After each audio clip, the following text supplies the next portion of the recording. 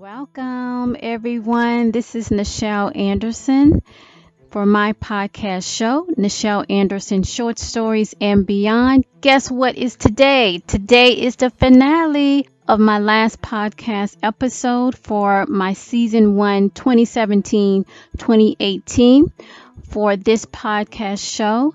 I am so excited because this is a new beginning, not really the last show in the sense that it's the end in that sense, but a new beginning to learn from what I experienced this past year, to give thanks, and also to look forward to next season. That's right.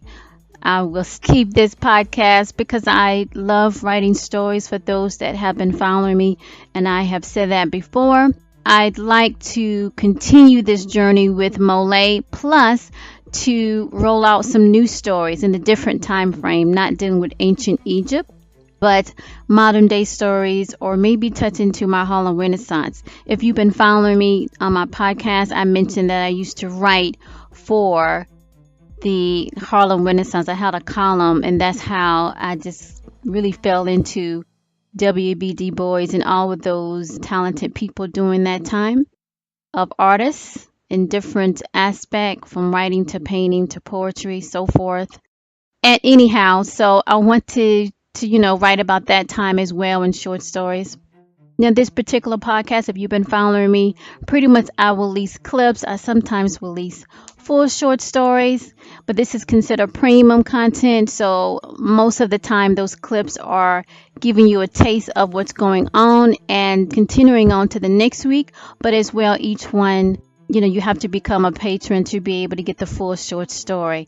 But this whole year, as I went ahead and embarked on this journey, I think I really loved the part that people are getting more engaged in the storyline, especially that I focused this whole year on MOLIAE, which of course I'm going to continue that because that is my heart and joy.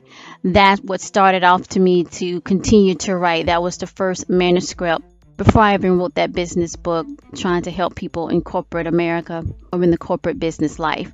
So that was the first experience of realizing that I was a writer and that was my calling to do. But at any rate, this is the final show for 2017 to 2018 when I decided, you know what, I'm going to expand out from my other podcast, Surviving Your Journey Towards Success. Please subscribe to that. And focus on my writing. That way I can continue to keep the story along, especially MOLIAE, which stands for Moments of Love in Ancient Egypt. And while I'm still in the process of preparing to return that to the stage, it will be the third time. I haven't announced it yet. It will be soon. In the meantime, I'm able to write, which I love to do, this type of writing. I'd love to do this, as well as doing self-help, motivational type teaching. I love that as well. But I always love reading different types of subjects, and this right here is my heart of gems. So this particular week, I have some special guests.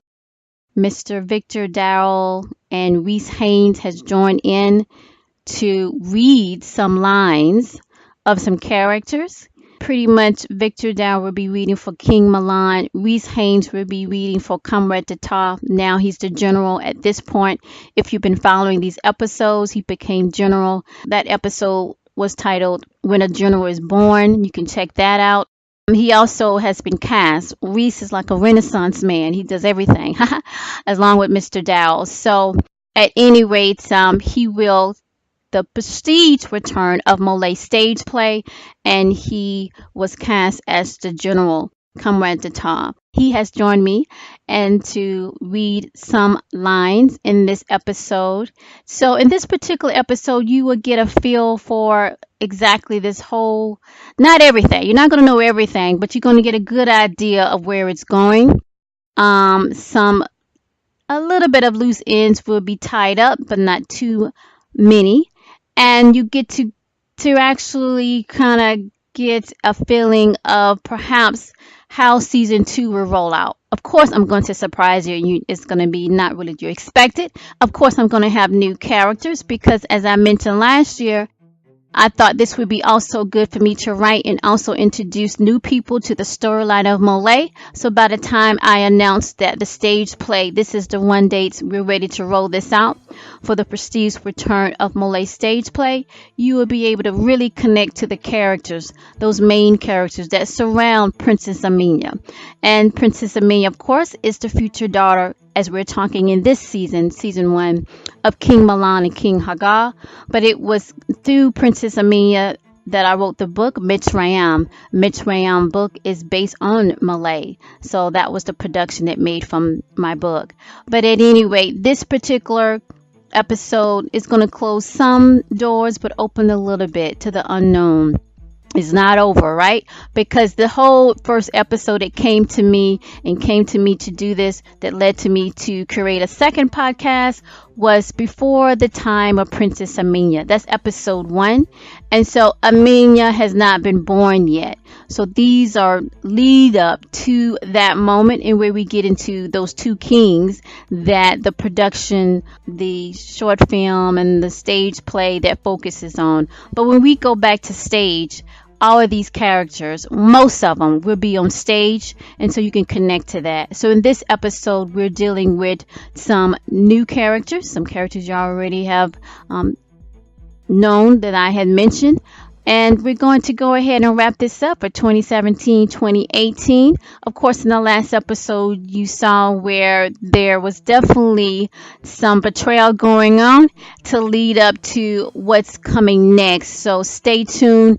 Of course, in the beginning, I give you enough content to really perk your interest. And then towards the end, I say if you want to get the rest of the full short story, you have to become a patron. My patron page is at Patreon, which is patreon.com/Nichel Anderson.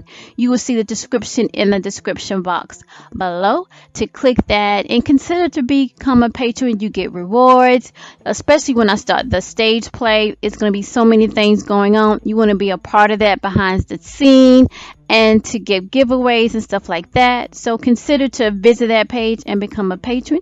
You can start at the low end, the middle end, or high end. It's up to you, but consider that. If you've been following me for a while on this podcast and you like it, go ahead and consider to do the next move. And guess what? I am thankful for you tuning in every week, or when you do tune in and when you do download and when you do share. I want to say I thank you. And I appreciate that. Thank you so much. I had a blast this year. I'm going to still release some short stories. It's summertime here in my country on the East Coast here. And I'm getting ready for summer. And I hope you are too where you're at and have a good time. But of course, I got to keep it going. So how I rolled it out will be every 2 weeks. So that means 2 times a month I'll release either a short story or I would do a director clip. I kind of thought about doing like a director notes. I did that where I'm going back in the previous episodes and I'm talking about it, like we're having a conversation, having lunch, and we're just talking about it and revealing some things. And most of those director clips, if you haven't experienced listening to that, I highly recommend you go back, because I'm always revealing something, a little nugget that I'm not putting on blast, and you only can get it if you're tuning in. So you can go back and check out my director clips. I think I did 3 or 4 this season. I will continue to do that. I enjoy it because I get to go back and talk about it, because most of the time I'm just free writing and it just falls into place like stacks of paper. And so I'm able to go back and analyze and experience it like a listener would have when I'm actually telling them this story. So it's no pre-planning or nothing. When I sit down to write, it just come out like that and I just go with it. And it's in post edit and so forth, and we go with it, But at any rate, think about that to do that as well. And I might definitely do that this summer. I might do like a director's clip, maybe do once a month. So this would be the last regular season where I release podcasts every week. And then the summertime is every 2 weeks, so 2 times a month. My season 2 starts back up in September. The first Monday of September is when I start back up, and that would be weekly. Okay. All right. So quickly to give you a recap of Rariat. So last week was talking about many aspire for the star of Mitsrayim, dealt with those that were secretly against King Mahlon and Mitsrayim. And it seems that what happened in the week before, that would be episode 27, where Natu finalized his betrayal against Echo and those that supported him to become the lead Orion. We don't know exactly how the connection made for him to be in front of these group of leaders in the south of Sudan, in the Congo. But at any rate, we find out that Natu in episode 27 sets the plan up for the betrayal that will definitely put Echo on the outs and move Natu to the high position of power of the Orions. And so we learned that in episode 27. Also, we come to a point that Queen Hagar remembers some things. But at any rate, that's what we find out mainly. That's the main takeaway with the betrayal in episode 27. Episode 28, which is last week, many aspire for that star of Mitsrayim, is where everything is coming together. They are solidifying what these council members of the Congeto decided what would be the next move as they continue to plan and try to go against Mitsrayim. And it seemed like either take some type of control. They call it a star. You got to really listen to that episode 27 because it gives you some clues of what's going on between the people of the tribal leaders down south against north, which is of course where ancient Egypt was originated at in that sense. And they're calling it the star, some type of initiative that they're calling it that is go deep, and even the Orions want it. So what that means, we have to find out, right? So that's basically what happened, where you see these allies that's against Mahlon come together. Now, are they going to come together to fight against Mahlon? It's another war.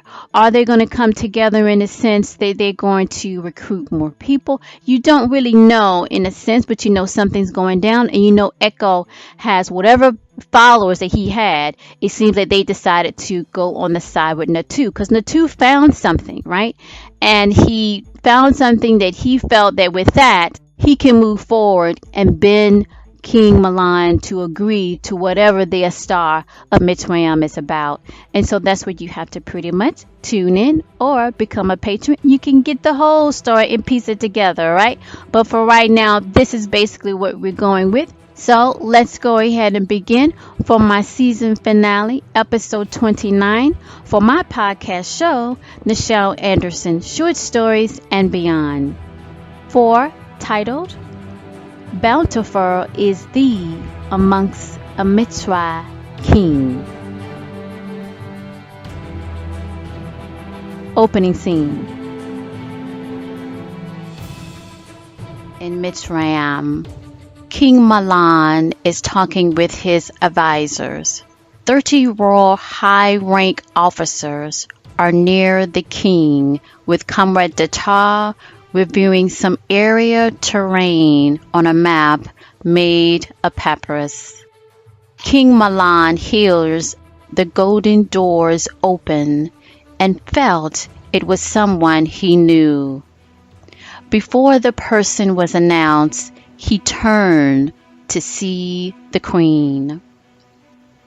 Hagar stood with a peculiar facial expression and wide-eyed. She had only her 2 top-rank female attendants, the 2 that were by her side for a long time since becoming queen. He felt that she knew something of importance as he started to walk slowly to her as she did as well to him, not leaving eye contact. He felt that she now knows by the divine of the Etherians who was the one that started the war and attack on Mitsrayim. As they embraced, She held back tears to speak in a low voice that only he could hear. She speaks in Sumerian cuneiform.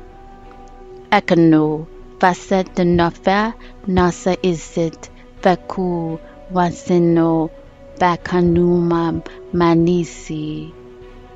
Translation: I know to whom planted such deeds against you. It is Famano. He knew the Orion. Not letting go the embrace, King Mahlon nods.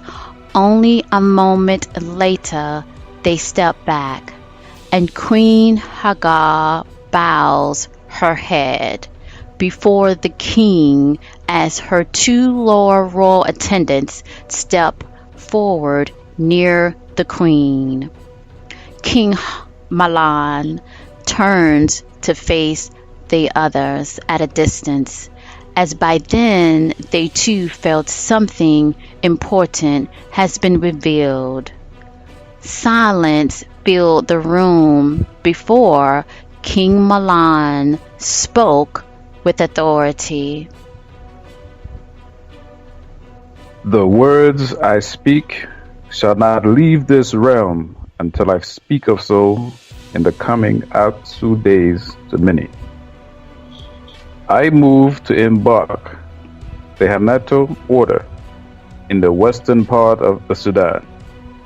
Comrade Jetur, you will lead this order forward from Nehu deep in the valley of Nolet.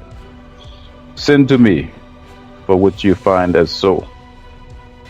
Comrade Jetur nodded and was about to speak before Tesnar spoke first.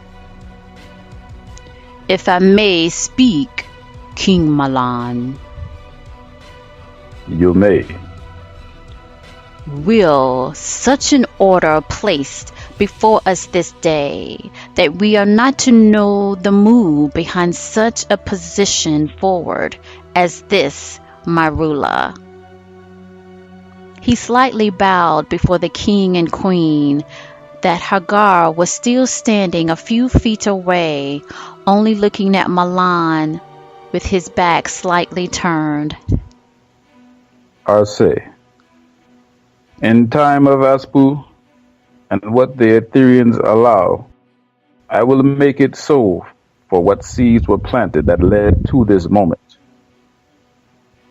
Tesnar and Comrade Jetur bowed, as well as all the other advisors and guards. Next, about 1/3 of royal guards and Jetur left the room as ordered by King Mahlon, as the rest of the guards and advisors started to walk towards Mahlon with concern and questions. Mahlon raised his right hand to stop them as he turned fully back around to Queen Hagar. He spoke as those as calm Nile waters in the Apsu days before, in the ancient days of Sumner. I will force out the one that led to these moments. The traitors will be no more in the region against Mitsrayim. I always trust in you, my king. Nodding before him.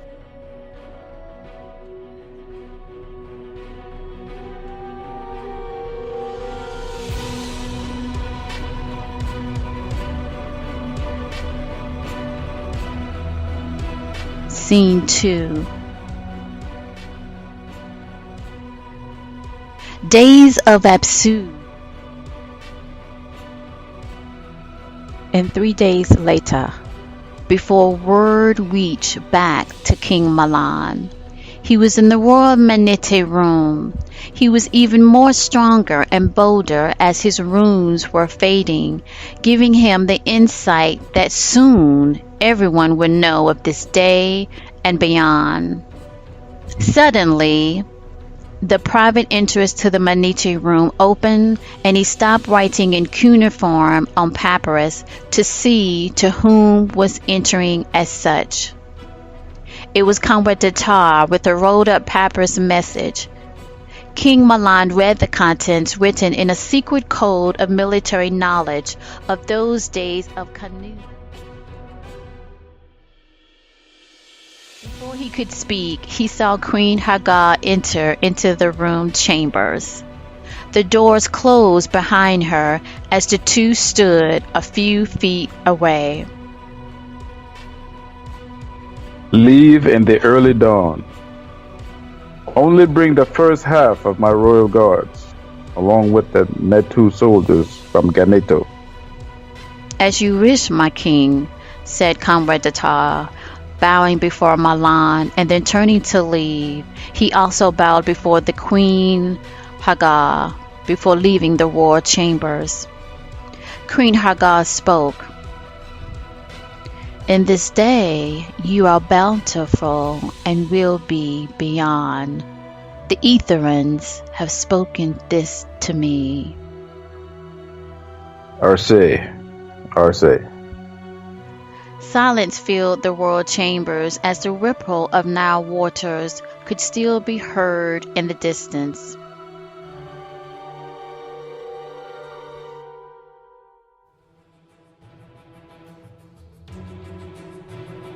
Scene 3.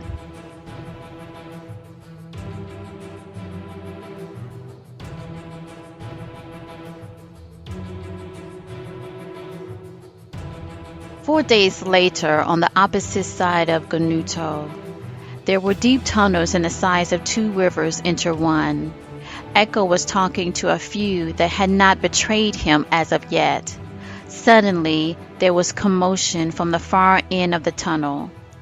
The 10 Orion's guards surrounding Echo and his advisors quickly started to depart towards the commotion. But Echo stopped them to wait, for he felt something was coming bigger than them. Lights started to flicker. The Orion guards stood in position with their weapons. Moments later, that seemed like eternity as Echo feared continued to increase from deep within, to whom had successfully overhanded his border of guards and discovered his location in the cave within Tamat. Suddenly, there were over 20 Mitsrayim royal guards entering the cave with weapons drawn on them. Out of nowhere, Comrade Jetur not only seemed taller, but was gleaming in his recently ordained general of Mitsrayim army. His attire was made up of 12 gemstones and golden breastplate, as well as a royal matching linen attire. Comrade Jetur speaks as he was in the middle of the domain to where Echo stood. We meet again, only this moment I see your face clearly without your mask. Echo was about to speak, but Comrade Jetur raised his hand to stop him.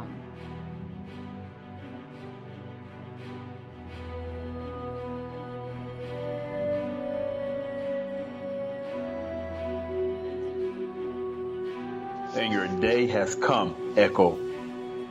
This day is not over, as you will see, Comrade Jetur. And you will see, for what I speak is more truth than your words this day.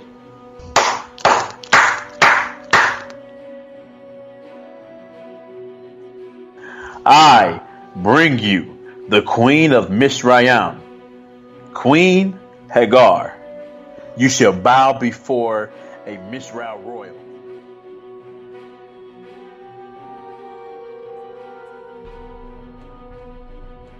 The Queen of Mitsrayim will speak. He turns to bow as a wider light came shining into the slope of the entrance to where Echo's cave main council room was located below. There were over 12 of the first military order surrounding Queen Hagar. She wore her royal crown of gold over 8 inches thick, adorned with sapphires, emeralds, and diamonds. Dressed in an absu yellow and white attire in linen fabric. Under her breastplate was of solid gold. She had a necklace with a half circle and a square made out of an unknown metal that sparkled as well. The necklace symbol made the Orion guards gasp in amazement, and all of them bowed before Queen Hagar, as many of the Orion guards and Orion advisors to Echo said. She wears the symbol of our world, Heket, Heket. They all bowed before Queen Hagar. Echo did not bow. Queen Hagar continued to stare at Echo as she moved closer to him. She smiled at his disobedience as his guards continued to bow. There were 2 Mitsrayim males, one standing to Queen Hagar left and the other to her right.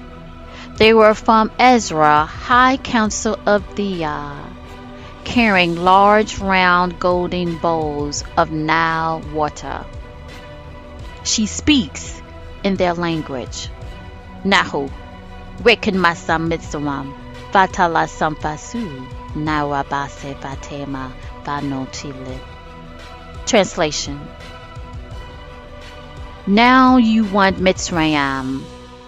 You have us in your domain of dirt and decay. Failure is upon you. Echo responds in his language to the queen.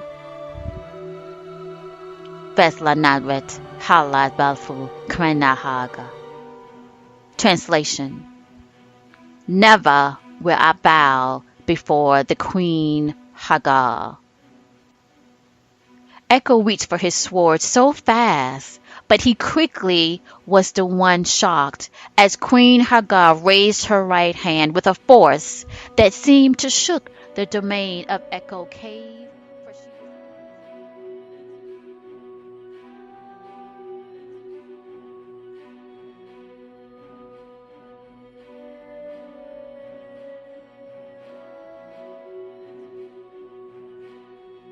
Queen Hagar walked up to a now very frightful Echo.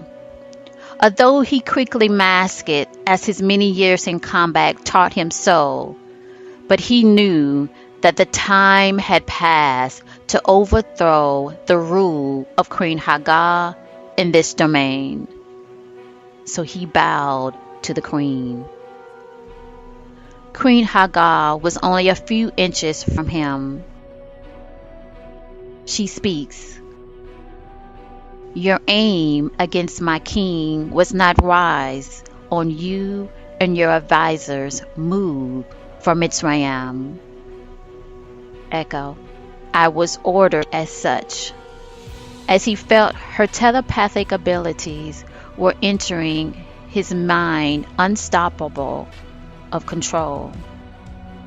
Queen Hagar responds. Who sent you here to Tamat? Echo. From the second order of the Orion sector.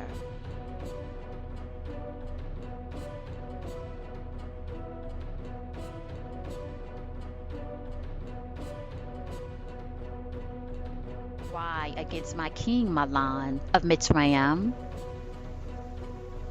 Echo responds. He has the seed to which the elders of Orion want. Queen Hagar continued to stare deep into Echo's eyes as she absorbed his confession.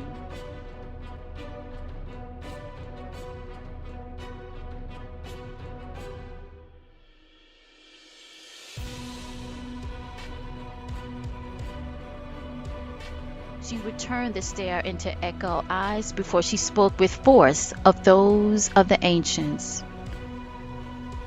At this moment, you shall meet my king.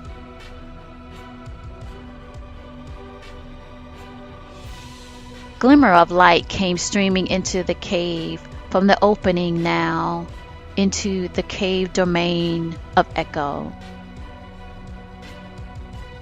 Two Mitsrayim guards dressed in another higher rank attire, those of the General Council of Mitsrayim, came in first, and then what seemed like eternity, King Mahlon walked in with 4 of the high royal rank of Mitsrayim General Council guards. King Mahlon wore his Mitsrayim crown of solid gold in 12 inches thick and adorned with emeralds, diamonds, sapphires, and rubies. He was dressed in royal attire of mostly white with gold yellow linen fabric that draped across. King Mahlon had solid gold bracelets along with his matching royal breastplate given to him by the ancients. Queen Hagar speaks. You shall bow amongst the bountiful ruler of Mitsrayim, King Mahlon. Everyone bowed. Echo was the last one, but only slightly still, watching King Mahlon approaching farther into the cave. King Mahlon stopped a few feet away from Echo as his royal guards stood a few inches from him. Your ties to Fatum is no more. This is the day you see me. Echo was stunned, and he knew he was trapped. King Mahlon, reaching for his sword that he wore next to his Mitsrayim royal belt of those from Sumnar, started to admire it while all eyes in the cave were on him. It was a mighty move against me that day. It was a very good day for my comrade Jetur to be as well. Your plan to push me out of this world did not go as so. Things of old change for the new. Words of you are of an old warrior indeed. King Mahlon continued to admire his sword and suddenly moved it to each side of Echo's ear as silence engulfed the cave. There is an ancient saying from my ancestors of old in Sumer, to which you seek, no man can succeed if not ordained by a king's sword. Echo's eyes grew wider than ever before. Your move against me was of naught to what the gods have bestowed. Now, you shall drink your fate unto the unknown.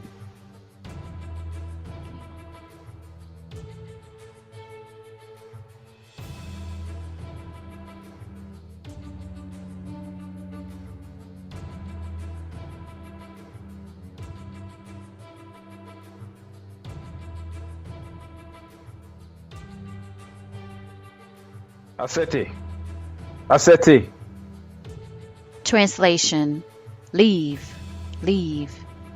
He reached for Queen Hagar's hand, and they both walked out of the cave domain as the rest of the Mitsrayim guards followed them out. Some of the Mitsrayim guards started to pull down rocks as the